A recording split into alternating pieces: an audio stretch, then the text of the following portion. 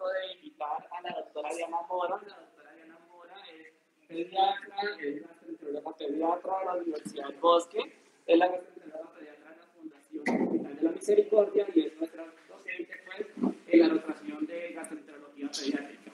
El día de hoy vamos a ver nutrición enteral. Entonces, doctora, bienvenida a Cápsulas Pediátricas. El espacio y la invitación siempre está presente para usted y muchas gracias por la invitación. Bueno, pues buenas tardes a todos. Primero que todo quiero darles las gracias por invitarme. Como dijo Ludwig, pues soy orgullosamente pediatra y gastroenteróloga pediatra de la Universidad del Bosque y eso me hace muy feliz volver acá y aunque las cosas han cambiado desde que yo era residente, pues gracias por la invitación. Me siento muy feliz de estar acá. Vamos a hacer hoy 2 clases. Espero que no me demore mucho porque cuando uno habla de nutrición enteral y parenteral es dentro de 8 días, siempre tiene que hablar de las complicaciones. Y hay una complicación súper importante que creo que todos deben tener claro en la cabeza, que es el síndrome de realimentación, que muchas veces uno no lo estudia porque pues no lo ve. Y sí creo que es importante. Entonces hice la clase de nutrición enteral y luego vamos a hablar, espero no demorarme mucho, un poquito de síndrome de realimentación. Entonces, cuando hablamos del soporte nutricional, es súper importante que siempre se acuerden de esta pirámide. ¿Por qué es una pirámide? Pues precisamente porque la parte más básica es la más ancha, que es donde entran la mayoría de los pacientes. O sea, cuando uno va a dar un soporte nutricional, uno tiene que ubicar al paciente en uno de esos pilares de la pirámide. Y el más grande, donde más gente cabe, es la consejería nutricional, que es lo que hacemos en poricultura. Enseñar a comer a nuestros pacientes, decirle cuántas porciones de fruta, cuántas porciones de verdura, que tiene que comer proteína, los lácteos, en qué condición. Es todo como enseñarlos a comer. El de arriba es la suplementación oral y es cuando con lo que comen no alcanzamos a cubrir las necesidades por la razón que sea, pues nuestro siguiente paso sería suplementarlos, o sea, darles un alimento completo que tiene lípidos, proteínas, carbohidratos, minerales, vitaminas, que se llama suplemento nutricional, además de la que come. Entonces, ya es menos gente, pero sigue siendo amplio. El de arriba es la nutrición enteral, que es de lo que vamos a hablar hoy, y la puntica es nutrición parenteral. O sea, entre más arriba, pues menos gente cabe en la pirámide. Dale. Entonces, hay muchísima bibliografía cuando hablamos de nutrición enteral. Mi charla está basada en estos 3 artículos. Son viejitos, pero dicen lo que tienen que decir. Yo creo que Ludwig también les puede compartir, si no les ha compartido, la bibliografía también. Entonces, lo primero que vamos a hablar es de la definición. ¿Cómo se define nutrición enteral? Nutrición enteral es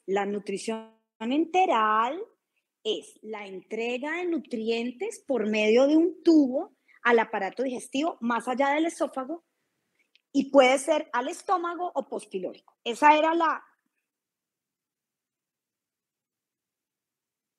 definición oral. Ya. Este niño tiene nutrición parenteral, todo el mundo pensaba en un tubo, en un dispositivo, ya fuera por la nariz, ya fuera por la boca, ya fuera por gastrostomía, ¿sí? Pero, dame la otra, por favor. A partir del 2006, la ESPEN, que es la Sociedad Europea de Nutrición Enteral y Parenteral, incluyó la definición de soporte nutricional por la boca, ¿sí? a la definición de nutrición enteral. Entonces, cuando damos, ¿sí?, alimentos con propósitos médicos especiales, independientemente de la ruta de administración, independientemente si utilizamos tubo o no, si los damos, entonces estamos dando nutrición enteral. Eso es una definición que todavía cuesta cambiar, a pesar de que ya llevamos más de 10 años, más de 14, 15, 16 años tratando de cambiarla. Todavía hay gente que dice, no, nutrición enteral tiene que tener un tubo. Pero ya no, esto es lo más actualizado. Nutrición enteral no solamente implica el tubo, como ya les dije, sino si damos cualquier forma de soporte nutricional por la boca, diferente a la comida, estamos dando nutrición enteral, ¿ok? Por lo tanto, entonces se le agregaríamos a la definición la administración de suplementos orales, así como el uso de sondas o tubos.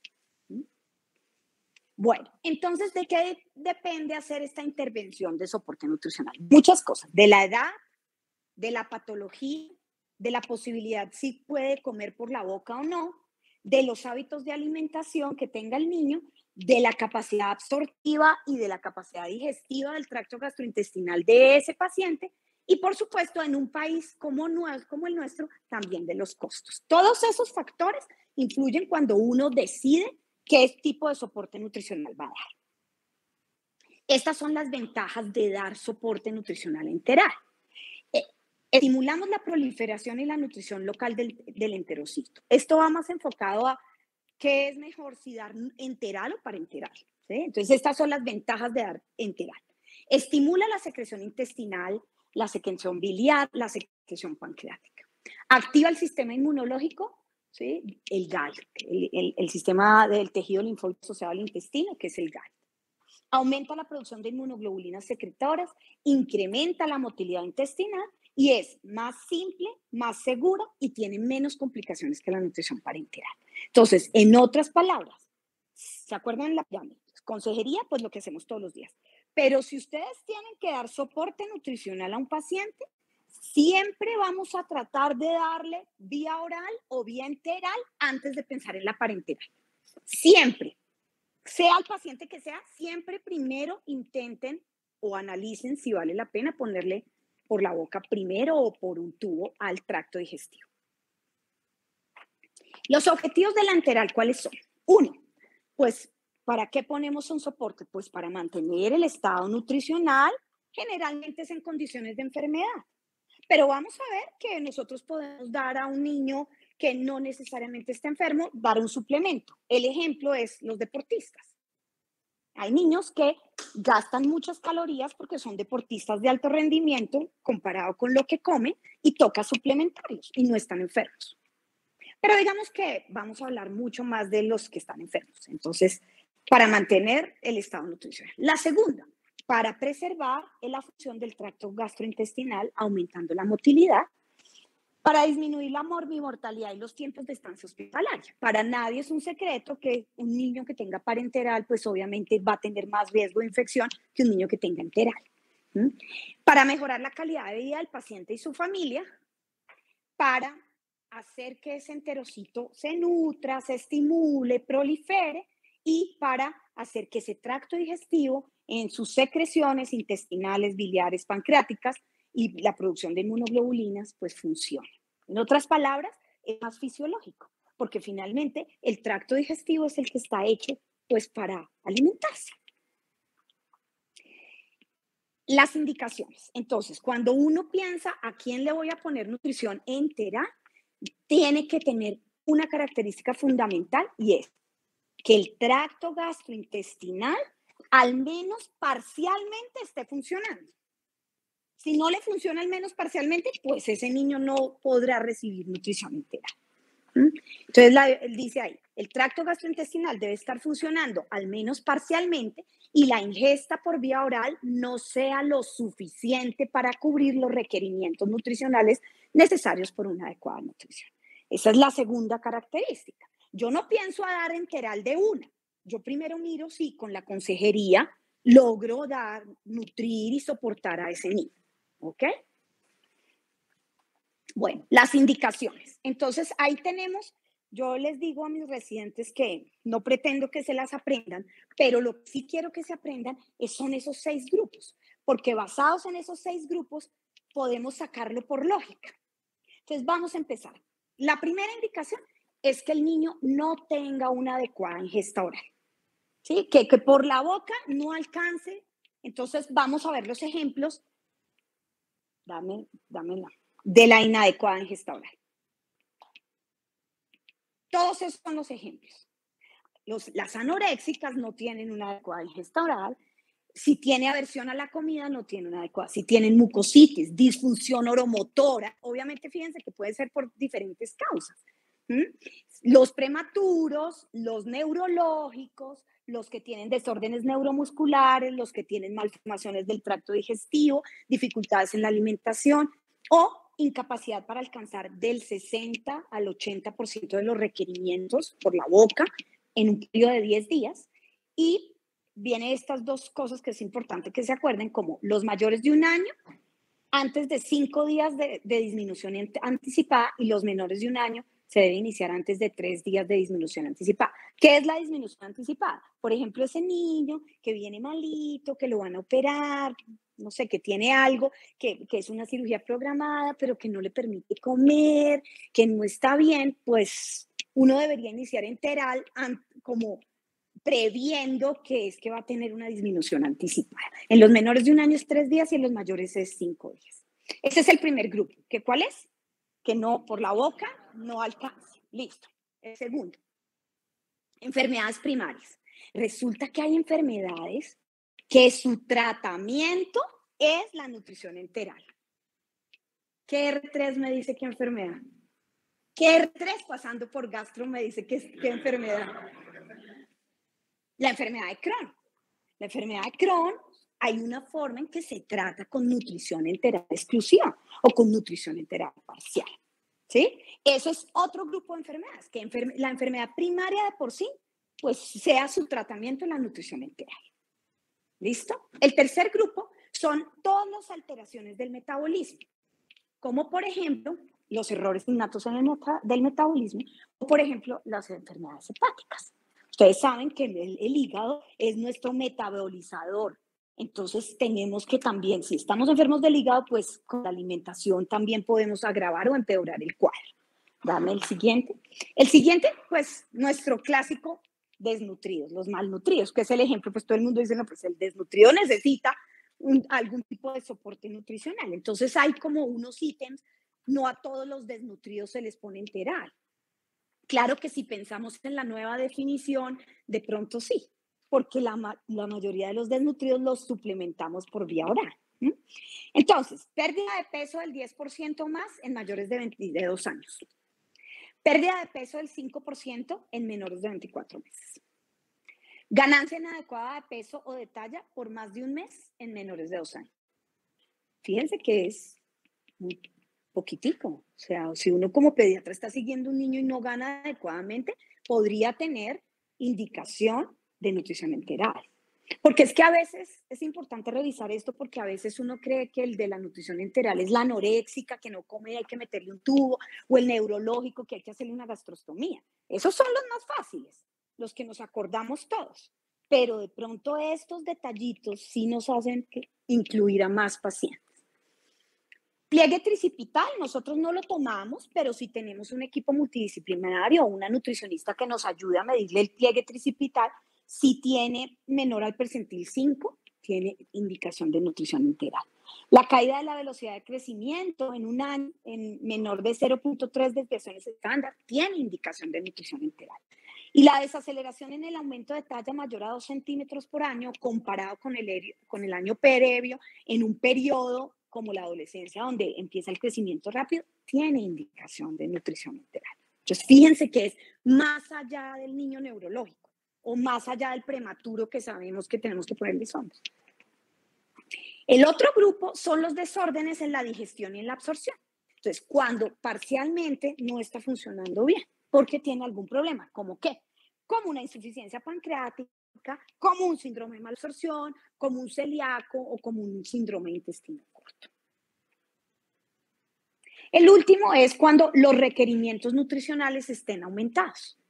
Ahora digo, ay, ya no me lo pasó. Un R2 que me dé un ejemplo de cuando los requerimientos están aumentados. Los cardiópatas, los neumópatas, los quemados, los críticos, los de la UCI, ¿sí? Todo donde haya estrés metabólico, vamos a tener nuestros requerimientos aumentados. Entonces, tienen indicación de nutrición integral. ¿Hasta ahí alguien tiene alguna pregunta? Bien, sigamos. Entonces, ya entendemos cuáles son las indicaciones. Ahora hablemos de las contraindicaciones. Entonces, ¿cuál es la primera contraindicación? Pues que el tracto gastrointestinal no se pueda usar, porque la primera condición es que al menos parcialmente sirva. Entonces, ahí está. Entonces, obstrucción o alteración en el sistema gastrointestinal, en términos generales, empieza a ser una contraindicación, como por ejemplo, ahí está. Hilio mecánico, obstrucción intestinal, perforación intestinal, enterocolitis, fístula enterocutánea de alto gasto, inestabilidad hemodinámica, peritonitis, gastrosquisis o megacolon tóxico. Pues en todas esas, el tracto gastrointestinal no está funcionando adecuadamente. Yo quitaría al niño crítico porque los críticos, crítico abarca muchas cosas.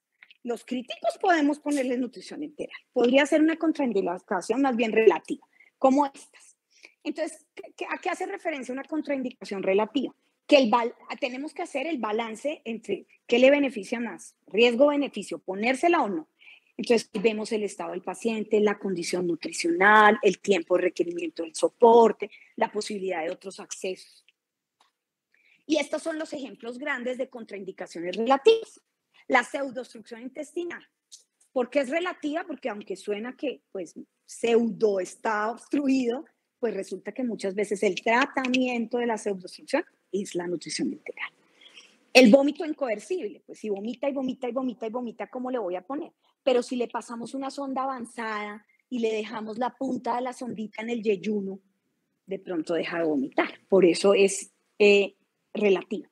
La pancreatitis, sí, claro, sí está terriblemente como, pero si nos saltamos la segunda porción del duodeno con una sonda y empezamos a darle nutrientes después, ya no va a haber estímulo para que el páncreas secrete sus enzimas, entonces también. Lo mismo con la hemorragia, con las varices y con la mucositis en los oncológicos. Entonces ya entendemos la definición, las indicaciones y las contraindicaciones. Ahora hablemos un poquito de la administración.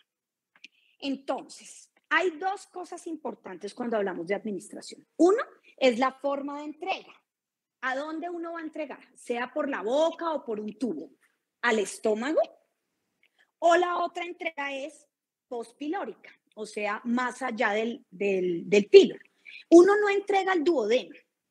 Y la razón fundamental es que el duodeno no está hecho para absorber ahí los nutrientes. Digamos que el duodeno le ayuda a la hidrólisis, pero la absorción ya es en el yeyuno y en el ilion. Entonces, digamos que se llama postpilórica para no detenernos en qué parte pues se entrega, pero es después del píloro. Y la otra cosa que tiene que ver con la administración es la ruta de administración. Entonces, ¿cómo lo vamos a poner? ¿Lo vamos a poner por la boca? ¿O qué dispositivo vamos a usar?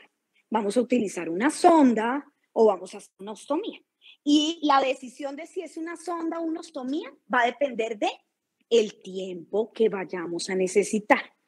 Porque es sencillo. Supongamos que tenemos un niño que le dio un trauma craneoencefálico y que está en la UCI. Lo coge un carro y le dio un trauma craneoencefálico y está fracturado y todo. Pero tiene el tracto digestivo bueno, pero está intubado.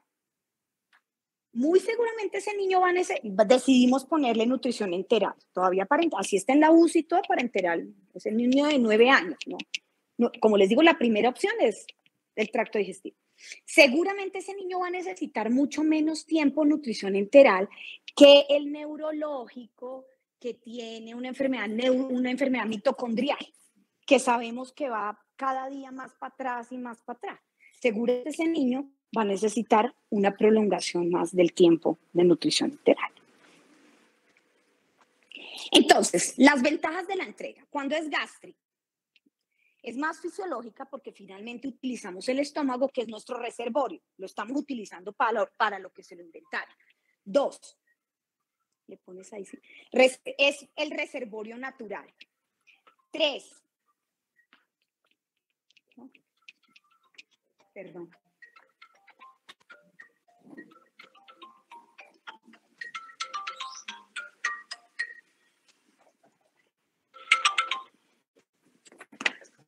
Es el reservorio, ¿sí? Porque el estómago pues se utiliza para eso.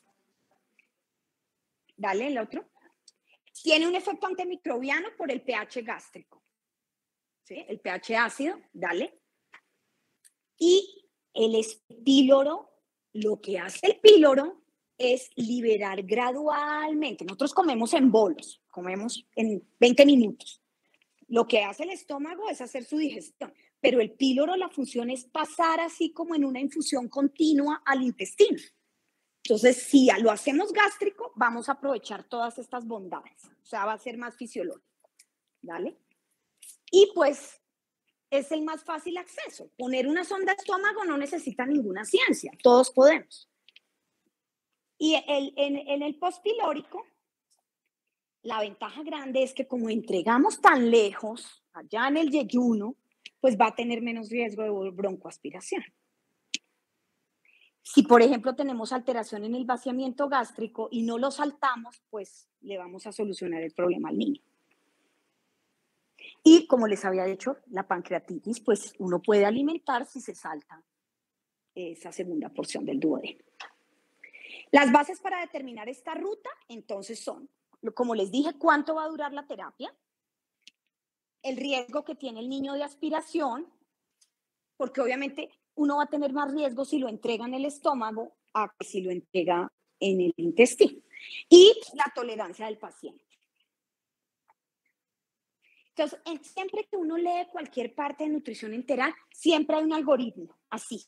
Y ese es básicamente el algoritmo que yo quiero que ustedes se acuerden, que piensen en eso. Entonces, bueno, ya, soporte nutricional, el tracto digestivo está funcionando, sí, entonces voy a ponerle nutrición enteral. Ahora, ¿qué riesgo de aspiración tiene el niño? ¿Tiene riesgo de aspiración? Entonces, entreguemos lejos. ¿Qué forma hay de entregar lejos? Depende. Si nos vamos a demorar entre menos de 6 a 8 semanas, pongámosle una sonda postpilórica. Si es más de 6 a 8 semanas, acá dice yeyunostomía, pero ahorita les voy a explicar una cosa, porque la yeyunostomía es cambiar una enfermedad por otra. El riesgo de aspiración no lo tiene, pues entonces entreguémosle al estómago. Nos demoramos menos de 6 a 8, pongamos una sonda nasogástrica. Si nos demoramos más de 6 a 8, de una gastrostomía. No tenemos que en el neurológico que les cuento que tiene enfermedad mitocondrial, ponerle primero sonda y luego la gastrostomía. No, lo mandamos a la gastrostomía y ya. Ese tiempo de 6 a 8 semanas no se han podido poner de acuerdo. Hay escuelas que dicen 4 semanas, a las 4 semanas decidan. Y hay escuelas que dicen 12. Hasta las 12 semanas, espérese 3 meses para saber. Digamos que nosotros en el Hospital de la Misericordia decidimos tomar ese tiempo, de 6 a 8 semanas. Dale. Entonces, la forma de entrega gástrica. Entonces, tenemos varias rutas de administración. Dijimos la sonda nasogástrica orogástrica o la gastrostomía, ¿cierto? Las ventajas, otra vez, ya las sabemos. Es de fácil acceso, casi todo se usa, casi todos los tractos gastrointestinales, puede tener un horario más flexible de alimentación, por lo que les expliqué, porque utilizamos el estómago para lo que es. ¿Sí? Mejor tolerancia, mayores volúmenes, menor incidencia de diarrea o síndrome de vaciamiento gástrico y preserva la función antibacteriana de las acidez. Es como el repaso final. Las desventajas, pues como está en el estómago, ojo con el riesgo de broncoaspiración, porque puedes broncoaspirarlo más fácil. Y favorecer el desarrollo de sinusitis y otitis media y requiere integridad de la cavidad oral nasal. O sea, no podemos pasar a un niño que tenga una malformación acá arriba, una quemadura o algo acá, pues la sonda, por ejemplo. Si la entrega es postpilórica, entonces, ¿por dónde?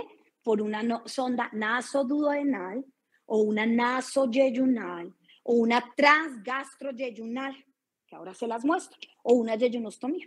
¿Y cuáles son las ventajas? Pues disminuye la broncoaspiración, acelera el tránsito intestinal, no estimula la secreción pancreática. Las desventajas, pues que es más difícil ponerla.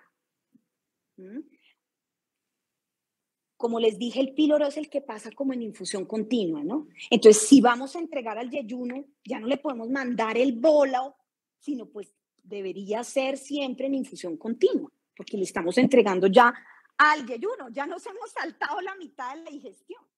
Y entonces, en ese orden de ideas, tampoco le podemos poner el sancocho o la fórmula, el suplemento con el Pediasure, porque muy seguramente también se va a distender. Nos toca ya una fórmula semielemental o una fórmula hidrolizada, porque ya nos vamos a saltar toda la digestión hasta ahí. Vale. Ahora ya hemos hablado de las indicaciones, de las contraindicaciones, de las ventajas y las desventajas. Hablemos de los dispositivos. Entonces ahí están la mayoría. ¿Sí? Sonda nasogástrica, pues que va de la nariz al estómago. Sonda orogástrica, que va de la boca al estómago. Sonda duodenal, como les dije, uno no la usa mucho para nutrición entera. Sonda yeyunal, sonda gastrostomía y sonda de yeyunostomía. ¿Listo? Dale otra. Ahí están todos. Y ahora vamos a hablar uno por uno. Dale. Entonces, hablemos de las sondas. La sonda es de material blando, disminuye la reacción tisular y las lesiones de la mucosa, porque material duro, pues lo que va a hacer es lastimar la mucosa, ¿cierto? Los calibres son en French. Un French mide 0.33 milímetros. Y en este caso las sondas se utilizan de acuerdo al peso. Entonces los menores de 5 kilos uno generalmente utiliza sondas 6, sondas 5 casi no hay y las usan en muy prematuritos. De 6 a 10, de 6 a 8 French, de 10 a 20, de 8 a 10 French y mayor de 20 kilos de 10 a 12 French. Más o menos eso es como una forma grande de saberlo. No por edad, sino por peso. ¿Listo? Hay varios tipos de sonda, ¿sí? Entonces, las verdaderas de nutrición enteral son la de la mitad y de la de allá. Esta sonda es la que tenemos en todos los hospitales, la sonda de PVC, pero esa sonda no se la inventaron para hacer nutrición enteral. Esa sonda se la inventaron para hacer lavados gástricos, ¿sí? Pero vale 2,000 pesos, la conseguimos en cualquier servicio de urgencias, ¿sí? Entonces dice, situaciones transitorias para descompresión y aspiración gástrica. ¿Por qué no se deberían usar? Porque resulta que el cloruro de polivinilo, que es el material del que está hecho, se vuelve rígido súper fácil, se endurece muy fácil. Entonces se endurecen rápidamente y pueden provocar úlceras de presión y perforaciones. Entonces, si tenemos la desgracia de no tener ninguna otra, nuestro deber, si ustedes son pediatras de un piso y hay un niño con una sonda de esas, debería cambiarse cada 24, 48 o máximo 72. Máximo cada 10 días deberíamos hacer. Pero pues imagínense una mamá aguantándose que le cambien la sonda. Entonces, digamos que si tenemos las posibilidades de pedirle al gerente o a la farmacia que compren la que es, pues uno debería hacer como si va a hacer eso, hágalo bien hecho. Las verdaderas son las de poliuretano o silicona, que el material es blando, está hecho para eso, no se va a endurecer, se previenen las escoriaciones, las ulceraciones. ¿Sí? Hay algunas que tienen una guía metálica para darles un poquito más de firmeza al pasarlas. Obviamente la guía pues se quita después. Vienen las mismas diámetros y ya les expliqué que una sonda de ese material puede durar hasta 6 a 8 semanas. La misma sonda sin cambiar. La tercera, la de este lado, son las que en el pasado se llaman de punta de tuxteno y son las que tienen en la punta unos metalcitos, ¿sí? Ya no es tuxteno, ya es otra aleación de metales, pero esas se siguen llamando las sondas de punta de tuxteno. Esta es básicamente para que podamos ver dónde está la punta, ubicarlas en la radiografía. Y segundo, para hacer peso, cuando las pasamos avanzadas allá postpilórica, que no se devuelvan. Hacen peso y se quedan allá. ¿Ok? ¿Alguna pregunta hasta ahí? Todos entienden las diferencias. Ok, dale. Cuando hablamos de la gastrostomía, entonces hablamos de las sondas G. Y son esta que la que tenemos. Entonces, la sonda de gastrostomía tiene varias partes. Este, que es el conector, que ya vamos a hablar de él. Este larguito, que es el cuerpo. Esto de la mitad, que es el disco, que se llama el retenedor. Y esto, que es el balón. Estamos hablando de la de arriba. El soporte o el retenedor, pues se hace para que los movimientos intestinales no se traguen la sonda y se quede en el puesto. El balón, pues para que la sonda no se salga, ¿cierto? Y el puerto gástrico, el conector, generalmente, cuando son de balón, tiene 3 boquitas, ¿sí la ven? Una que es diferente a las otras 2. ¿Sí ven una que tiene la punta blanca, cierto? Ese es el dispositivo para conectar a una jeringa que va a inflar el balón. No la jeringa con el acetaminofén para ponérselo por ahí. Y lo digo porque yo he visto sondas de gastrostomía con el balón lleno de acetaminofén, porque a alguna enfermera le pareció súper práctico enchocolar la jeringa en el cosito blanco. ¿Listo? Los 2 puertos llegan al mismo hueco. Que se me dañó el indicador, pero el hueco,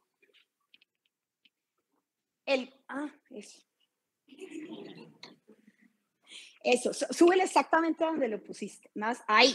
El hueco está ahí, antes del balón. ¿Listo? Lo que echemos, por los que tienen tapita, ambos van a salir por ahí. ¿Listo? Hay uno más delgadito que dicen que es para poner medicamentos y uno más grueso que dice es para poner los alimentos, pero no, ambos llegan por ahí. ¿Listo? Y entonces pregunto al R3 qué pasa por gastro. ¿Con qué inflamos el balón? Con agua. Agua cristal, agua de tubo, agua hervida. Entonces, es muy importante acordarse 2 cosas. Están bien entrenados. No se infla con aire. ¿Por qué pasa lo que pasa con las bombas de las fiestas? Se desinfla. Pero no se infla tampoco con ninguna solución que tenga electrolitos. No puede ser con ni dextrosa ni nada, porque generalmente ese balón es de látex y se pegan las sustancias y lo van a deteriorar. Se puede inflar con agua de cualquiera, no tiene que ser con agua destilada. Puede ser pues con agua potable, agua, ¿no? ¿Sí? Y eso hay que enseñárselo a los papás. Porque también por el uso y el abuso se va desinflando un poquito. Entonces ellos tienen que aprender a desinflarlo, mirar cuánto hay y volver a tomar agua y pues a sacar agua con una jeringa y volvérselo a poner. Listo, muy bien. Dale. Ahí está. Ahí están pues 2 tipos. Y esta, fíjense que no es un balón. Esta es un hongo. Entonces, cuando es un hongo, fíjense que solamente tiene los 2 conectores de la tapita. Entonces, ustedes en la consulta pueden saber si el niño tiene una gastrostomía abierta, pues porque tiene la cicatriz, ¿sí?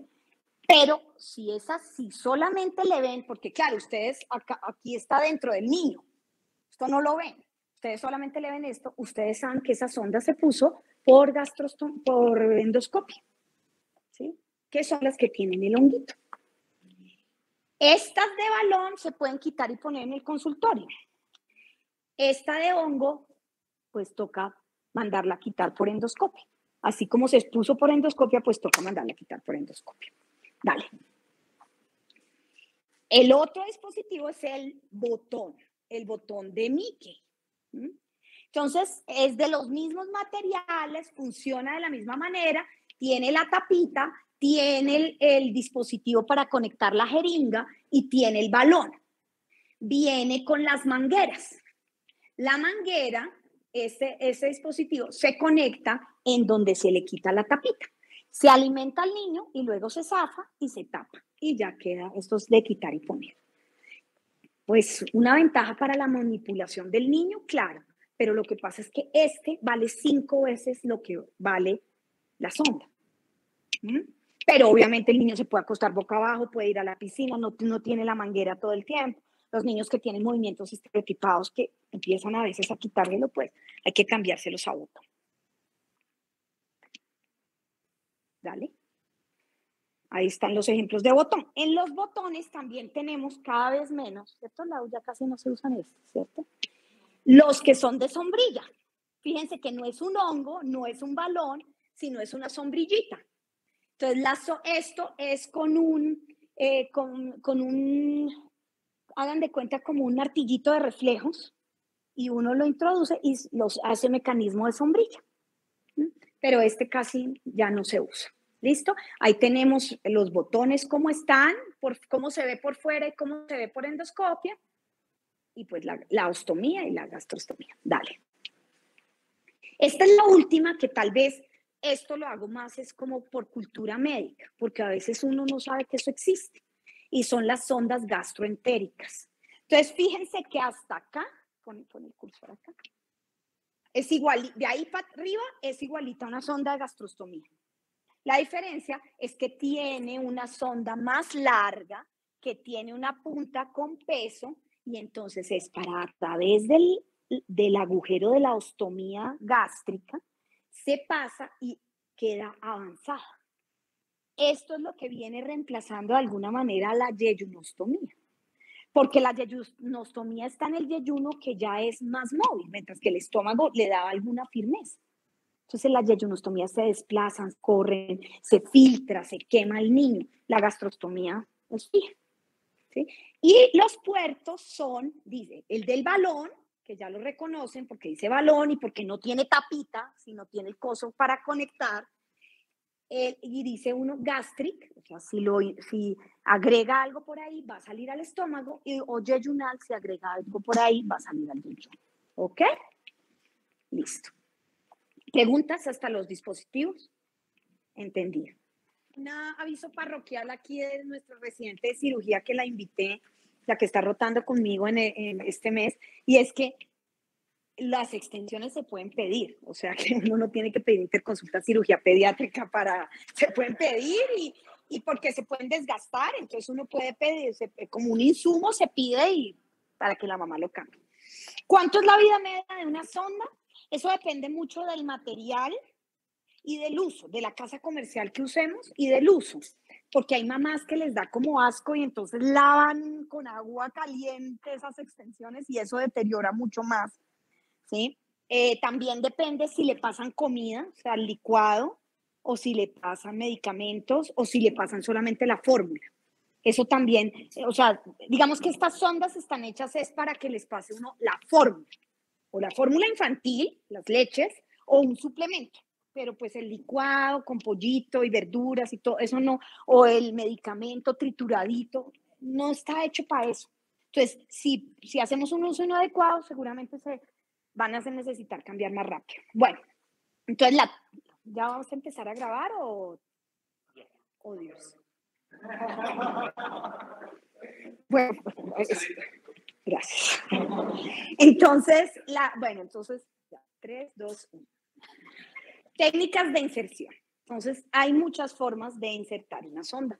La primera es a ciegas cuando estamos hablando de las sondas. Nasogástricas y orogástricas. Eso ustedes lo hacen todos los días. Bueno, no todos los días. Cuando rotan en neonatos, por ejemplo, ustedes hacen, o cuando están en urgencia, se pasa una sonda. Obviamente, el consejo es verifique la posición de la sonda antes de mandarle la nutrición. Y el único método 100% fidedigno para saber dónde está la sonda son los rayos X. Eso que no, que le echo aire, entonces que oigo con el fonendo y entonces el soplo del aire, o si no que succiono y entonces miro a ver si sale jugo gástrico o no. No. ¿Sí? La única método fidedigno, si ustedes quieren saber dónde está una sonda, toca pedir una placa. ¿Ok? Pero obviamente hay las que uno pasa avanzadas, si es mejor pasarlas endoscópicamente. Y por supuesto, pues la gastrostomía puede ser abierta, puede ser laparoscópica, hecha por los cirujanos, o puede ser por fluoroscopia, ¿sí? Con rayos X para ver, ¿ok? Hay muchas formas de inserción. Digamos que esto es importante que lo sepan, pero ustedes pues no van a no ser de que sean cirujanos o gastroenterólogos, pues no lo van a hacer. Digamos, solamente la de a ciegas. Bueno, entonces ya hemos visto todo lo demás, nos falta saber cuáles son las formas de nutrición enteral. Entonces hay una que se llama nutrición enteral completa, que es cuando todas las necesidades del paciente se suplen por ahí. Hay una forma que es mixta, que es cuando la combinamos con alguna otra forma de la pirámide, ¿se acuerdan? Entonces es mixta si le ponemos con parenteral, es mixta si le ponemos con vía oral. Un ejemplo típico de mixta son los fibróticos quísticos. En el día comen de todo, no sé qué, y en la noche se les hace una infusión nocturna. Entonces tienen los dos tipos. Y mínima es la que sabemos de la trófica, las de las unidades, que es para pequeñas cantidades de nutrientes para mantener el trofismo epitelial y evitar la translocación bacteriana. ¿Entendido? Ok. La clasificación de fórmulas enterales, digamos que no vamos a pasarlo un poquito rápido, pero simplemente lo que quiero es mostrarles las diferentes formas de clasificar. Entonces, fíjense, el número 1, por la presentación de los nutrientes. ¿Cómo vienen? Entonces, estas son polimérica, es cuando es el nutriente entero. La proteína grande. El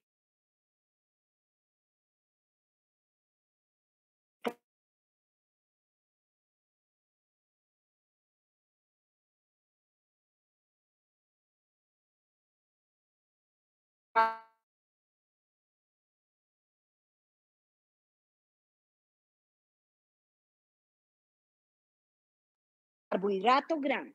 No viene la proteína, sino, como su nombre lo indica, péptidos, en péptidos. ¿Listo? Que ahí entran, digamos, las extensamente hidrolizadas.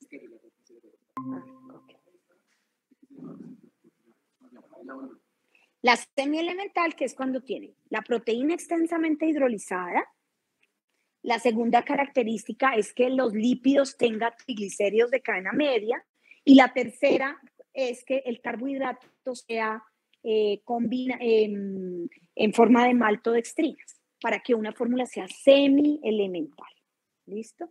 Y las elementales, que es cuando la proteína está en su más mínima expresión. ¿Cuál es la mínima expresión de la proteína? Los aminoácidos. ¿Sí? Pasemos. La segunda clasificación es por la densidad energética. Entonces, la mayoría de suplementos son 1 caloría por cc. Pero si es 1.5 o 2 calorías por cc, se llamará hipercalórica. O de un isocalórica cuando es como las fórmulas infantiles, que es menos de 0,9, o sea, 0,67 es la mayoría de las fórmulas, ¿ok? Y depende también, se pueden llamar hiperproteicas o hipercalóricas con alto aporte de lípidos, de acuerdo como el componente fundamental que lo exalte. Es simplemente una clasificación y ya, ¿no? También por la osmolaridad, hay unas que son isotónicas, que generalmente es lo más parecido al plasma, a pesar de que sabemos que pues 350 es alto, entonces alrededor de 270 en realidad. Hipertónica, pues cuando sea más de eso. Por los grupos etarios, entonces tenemos fórmulas para prematuros, fórmulas para lactantes, suplementos nutricionales para pediatría. Los métodos de infusión. Tenemos 3 métodos de infusión, o sea, ¿cómo se pone? Infusión continua, que como su nombre lo indica es tanto cc en 24 horas, o sea, tanto c hora en 24 horas, continua. Esto generalmente se usa, como les dije, para la alimentación transpilórica, cuando hay altísimo riesgo o esos vómitos incoercibles o la regurgitación o la broncoaspiración, o pues cuando los pacientes no toleran el vómito. La segunda es la infusión intermitente o por bolos, que es la más habitual, la que comemos nosotros, pues nadie come en infusión continua, comemos en bolo, ¿sí? Pues tiene una ventaja y es que tiene espacios de ayuno, puede producir las sensaciones de hambre y saciedad, hay hormonas gastrointestinales que se secretan según el hambre y la saciedad. Entonces digamos que es la más fisiológica. Y la cíclica es la que combina los periodos de infusión continua, por la noche, por ejemplo, y por bolos por el día. ¿Ok? ¿Preguntas? Dale.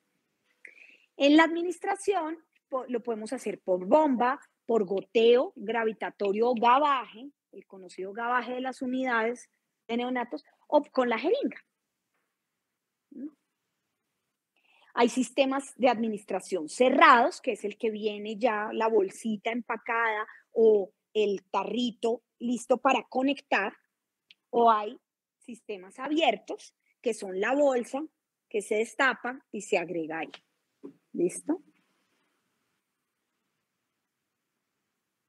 Hay pautas para el inicio y el incremento de la nutrición enteral. Por supuesto, no pretendo que se aprendan eso ni lo vamos a leer, pero solamente que sepan que hay formas de iniciar y formas de continuar.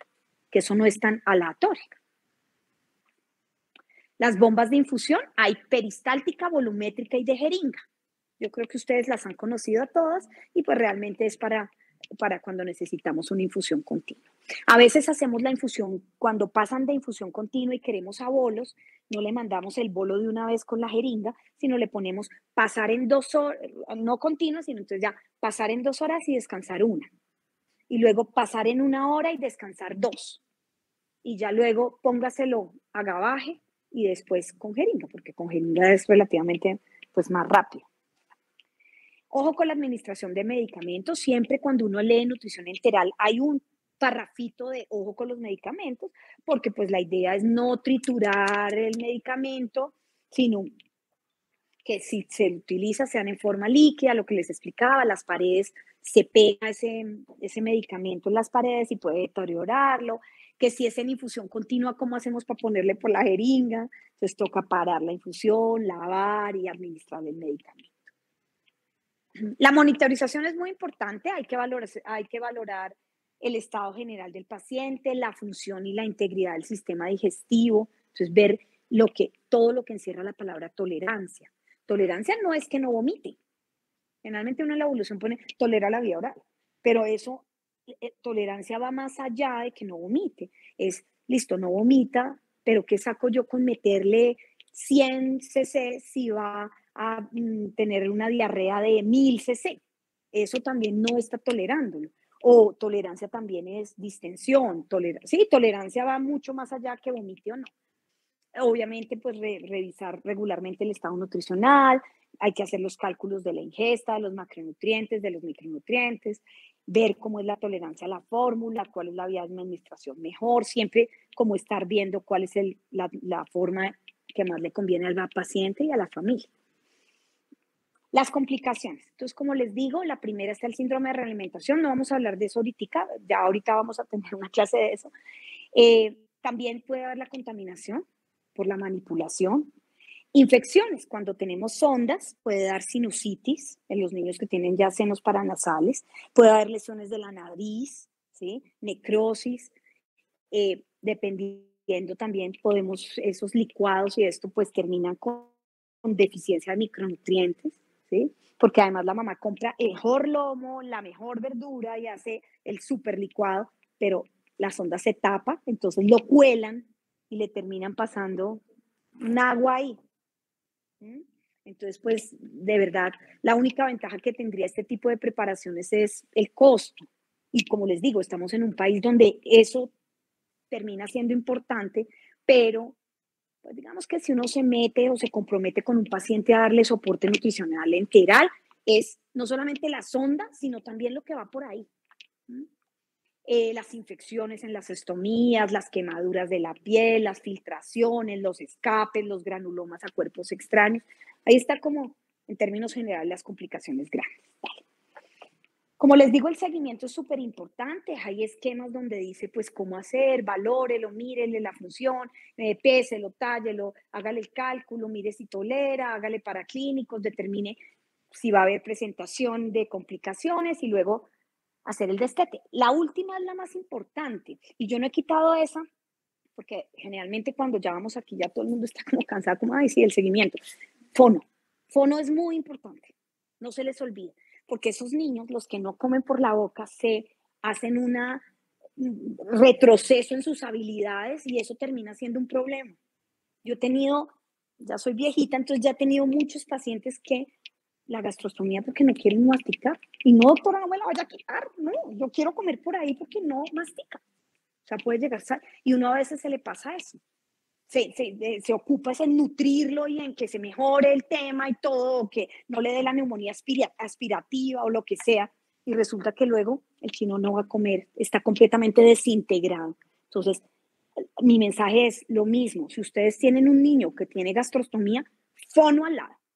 O sea, su valoración o sus terapias, o por lo menos que la fono le diga, ya no le mande más, doctora, ¿sí? Pero que no queden como, no, nunca lo vi una fono.